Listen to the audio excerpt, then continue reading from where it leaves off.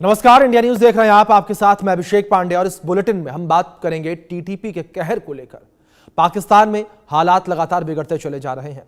बलूचिस्तान में बीएलए और खैबर पख्तूनख्वा में टीटीपी के ताबड़तोड़ हमले जारी हैं। इन हमलों ने पाकिस्तान को दहला कर रख दिया है और पिछले कुछ दिनों से तहरीके तालिबान पाकिस्तान यानी टीटीपी ने पाकिस्तान के अलग अलग हिस्सों में कई हमलों की जिम्मेदारी ली है। टीटीपी के लड़ाकों ने खैबर पख्तूनख्वा के अलग अलग हिस्सों में पाकिस्तानी सुरक्षा कर्मियों पर एक साथ हमले किए, जिसमें कई पाकिस्तानी सैनिकों की मौत हो गई। खैबर पख्तूनख्वा में टीटीपी ने अब पाकिस्तानी आर्मी के खिलाफ आमने सामने की जंग छेड़ दी है और अब एक बार फिर से पाकिस्तानी फौज पर टीटीपी का कहर टूट पड़ा है। दरअसल टीटीपी के लड़ाकों ने पाकिस्तानी सैनिकों पर फिर से जोरदार हमला किया है और टीटीपी के विनाशक अटैक में पाकिस्तानी सेना का टैंक पूरी तरीके से तबाह हो गया है। तो वहीं खैबर पख्तूनख्वा के बन्नू में घात लगाकर किए गए टीटीपी के हमले में पाकिस्तानी सेना को भारी नुकसान पहुंचा। तो यहां पर लगातार टीटीपी जो है वो पाकिस्तान को निशाना बना रही है।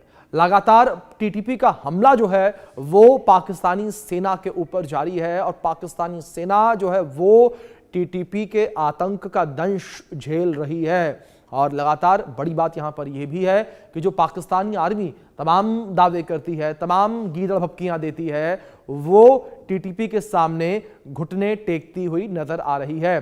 दूसरी ओर पाकिस्तान सेना और टीटीपी में आमने सामने की जंग इस वक्त जो है वो देखने को मिल रही है। उसको लेकर ग्राफिक्स के माध्यम से कुछ जानकारी आप तक पहुंचाते हैं। पाकिस्तानी सेना और टीटीपी में आमने सामने की जंग इस वक्त जो है वो देखने को मिल रही है।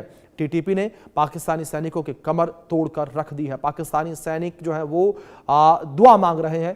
खैबर पख्तूनख्वा में टीटीपी की फायरिंग से कोहराम मचा हुआ नजर आया है। पाकिस्तानी आर्मी कैंप पर जोरदार हमला कर दिया, एक बड़ा अटैक किया। टीटीपी ने पाकिस्तानी सेना के काफिले के ऊपर, पाकिस्तानी टैंक पर टीटीपी ने विनाशक हमला किया है। तो पाकिस्तानी टैंक को भी निशाना यहां पर बनाया गया। टीटीपी के अटैक में पाकिस्तानी सेना का टैंक पूरी तरीके से तबाह हो गया है।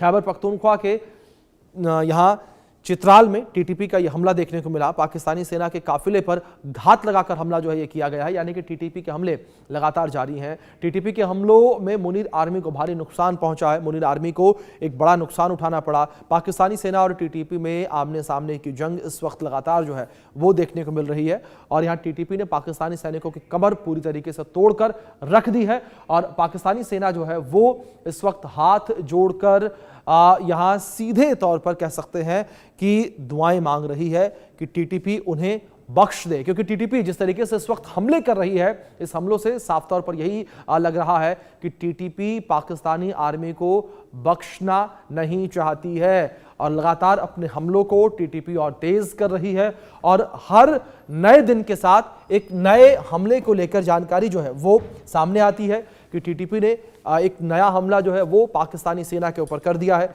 जिस तरीके से ये जानकारी और निकलकर सामने आई है कि टीटीपी ने पाकिस्तानी सेना के टैंक को उड़ा दिया, तबाह कर दिया। इसी विषय पर बातचीत करने के लिए हमारे साथ दो खास मेहमान जुड़े हैं।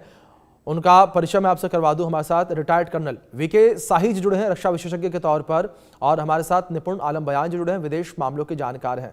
आप दोनों मेहमानों का बहुत स्वागत है चर्चा में। चर्चा की शुरुआत सबसे पहले निपुण आलम बयान जी मैं आपसे ही करना चाहूंगा। निपुण जी, मैं आपसे समझना चाहूंगा कि पाकिस्तान की क्या स्ट्रेटेजी जिसके तहत उसने टीटीपी को तैयार किया और अब यही टीटीपी पाकिस्तानी आर्मी, पाकिस्तानी सरकार की जो तमाम स्ट्रेटेजियां हैं उन पर बारूदी हमला कर रही है। बहुत सुंदर प्रश्न आपने किया अभिषेक जी। आपने कहा टीटीपी को पाकिस्तान ने तैयार किया, बिल्कुल करेक्ट बात आपने बोली है जी।